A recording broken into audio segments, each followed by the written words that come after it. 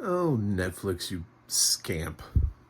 Uh, I'm John Stark from movieguy.com, and this is my review of Look Both Ways. I'm a blind film critic.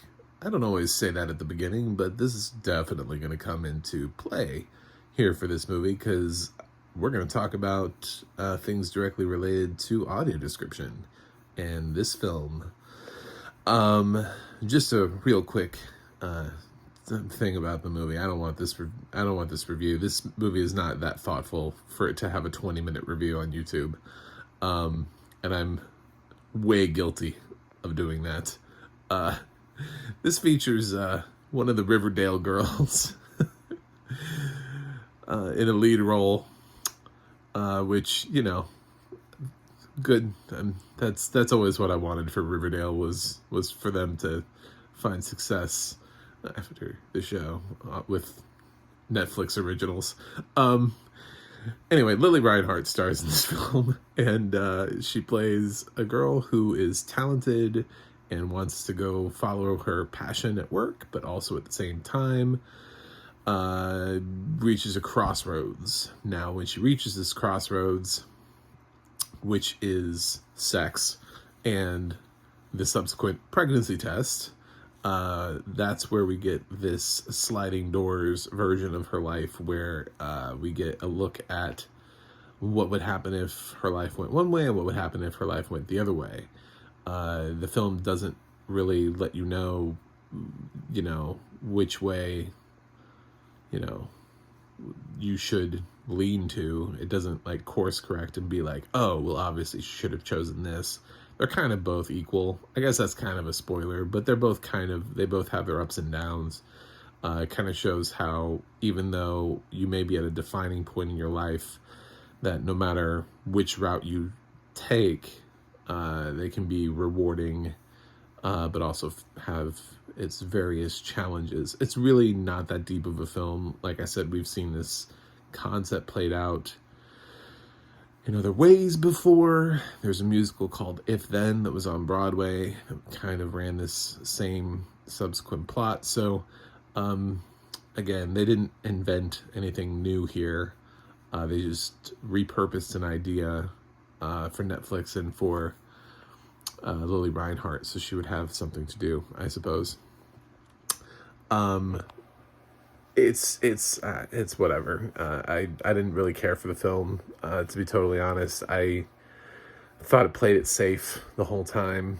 I mean, I get what it's trying to do. This is one of those things where I could sit down and analyze it and put on my film nerd glasses and sit there and talk about how, well, what the deeper meaning behind this film is. And it's like, you get the deeper meaning of the film. It's how one choice can change your life forever.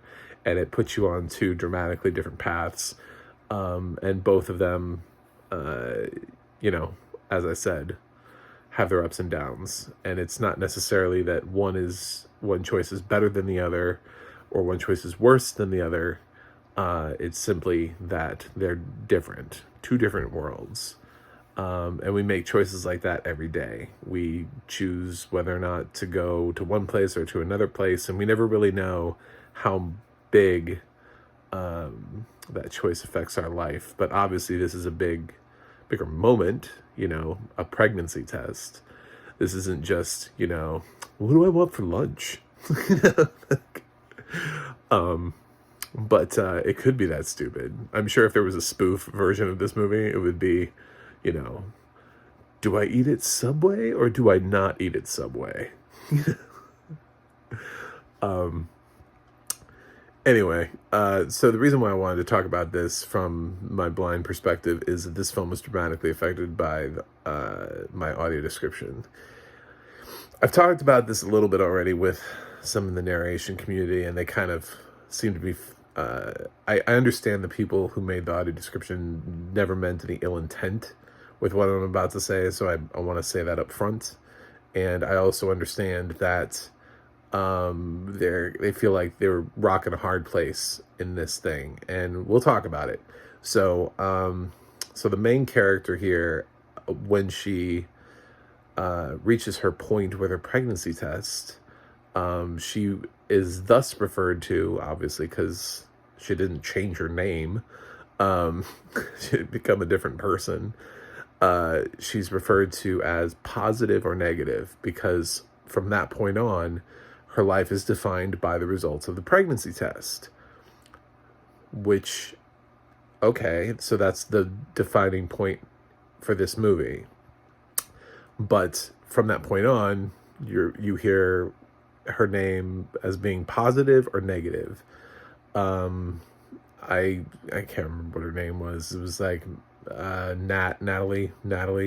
So you heard positive Nats and negative Nats before her character did something, and I thought that was really kind of distracting. And also, after a while, because the pregnancy test is so near the beginning of the film, that when you really get into negative Nat's storyline, it becomes sort of like social commentary on her life choices at a certain point, because she's so far beyond the pregnancy test that you're like, why is she negative? Why is this a negative Nat?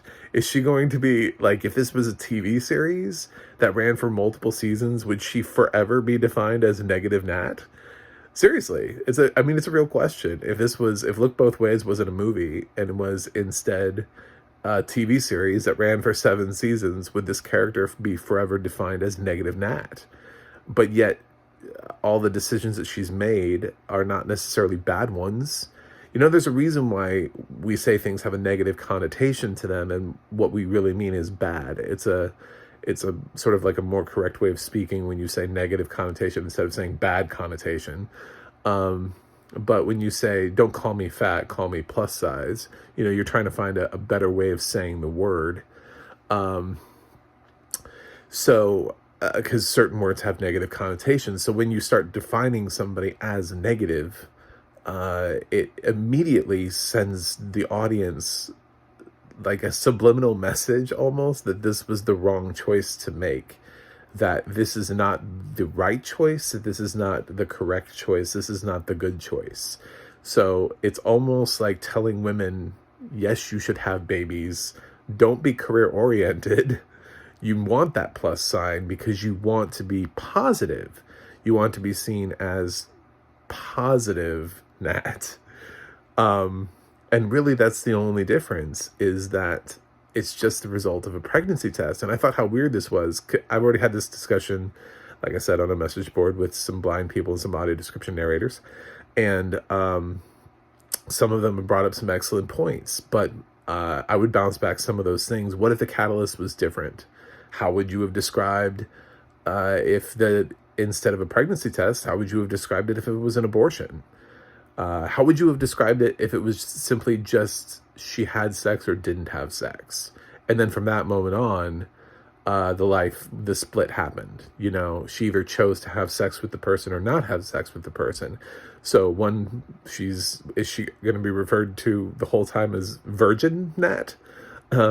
Or whore Nat? Like, I don't know. Like how do you, what would be the describing term there? I think they felt like they got an easy out here with the pregnancy test, so they went with positive and negative.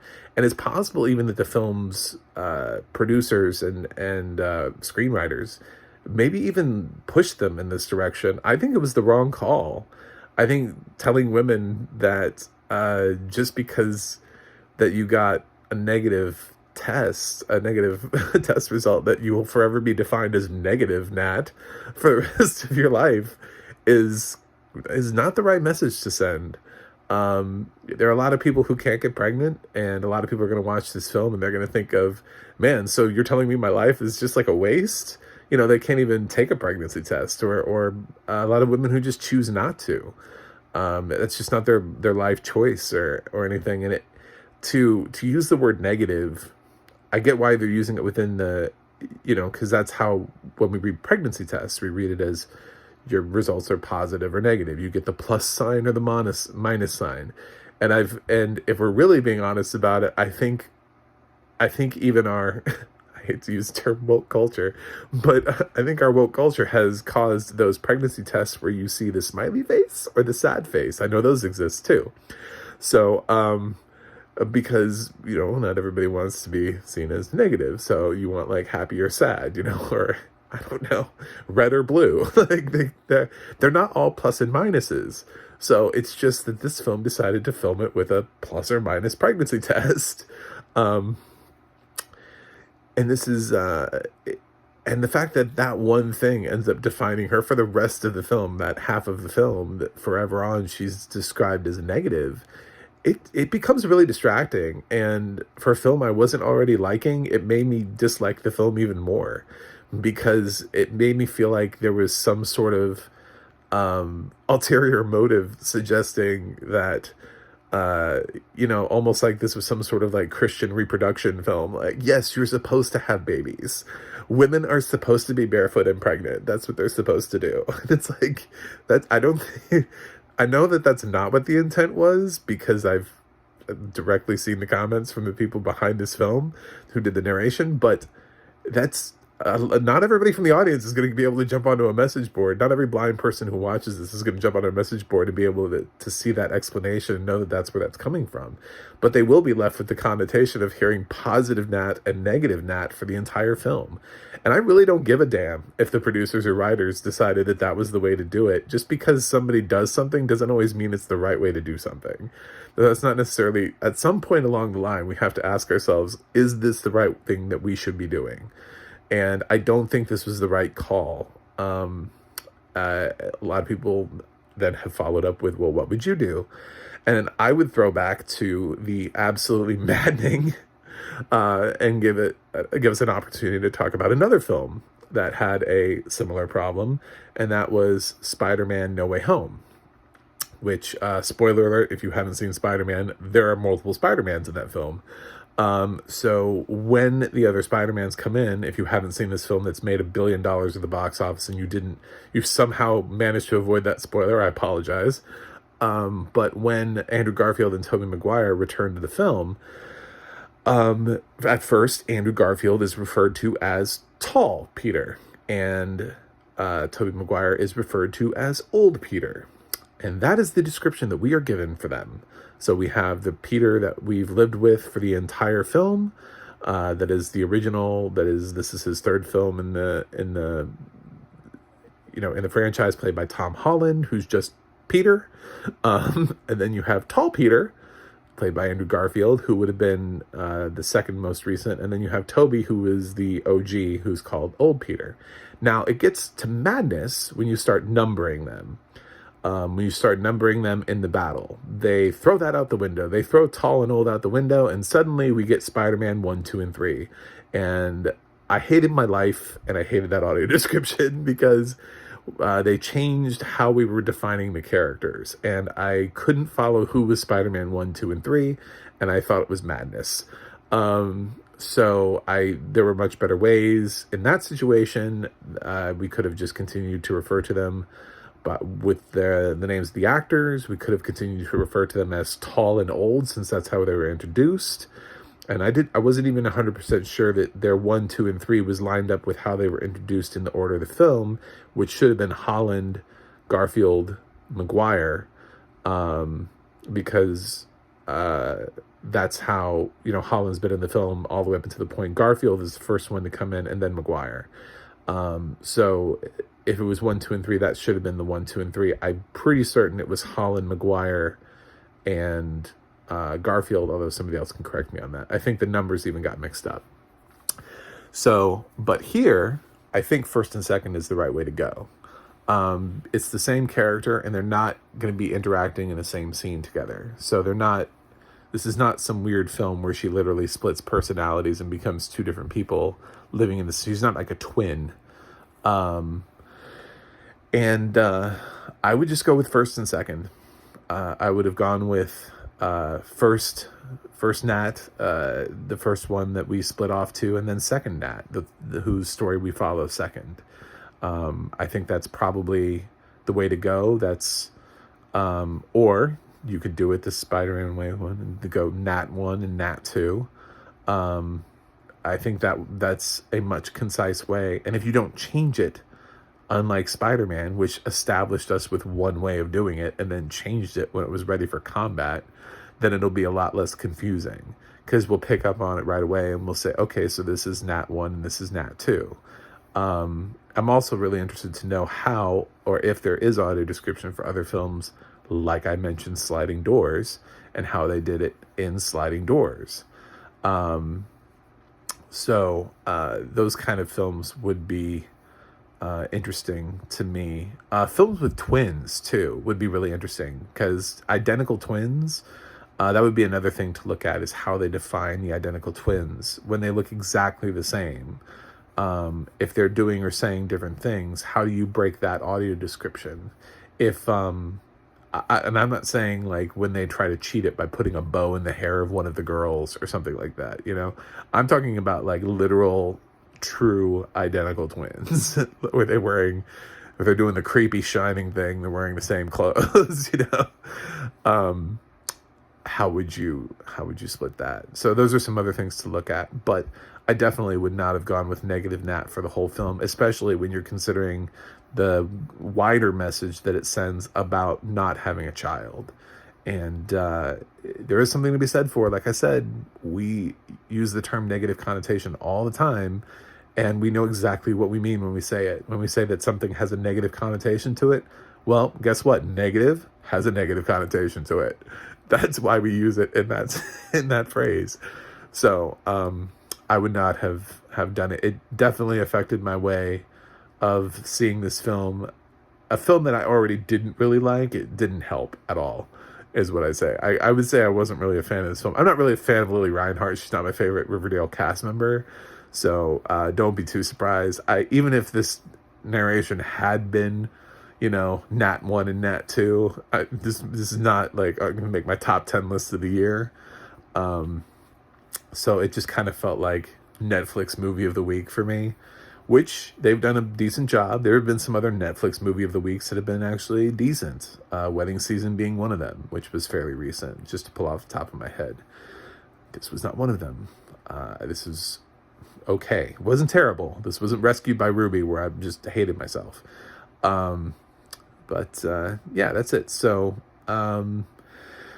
those are my thoughts on the audio description. See, sometimes me putting blind film critic actually means we're going to have a talk about something related to, hey, I can't see, and this is how I watch movies.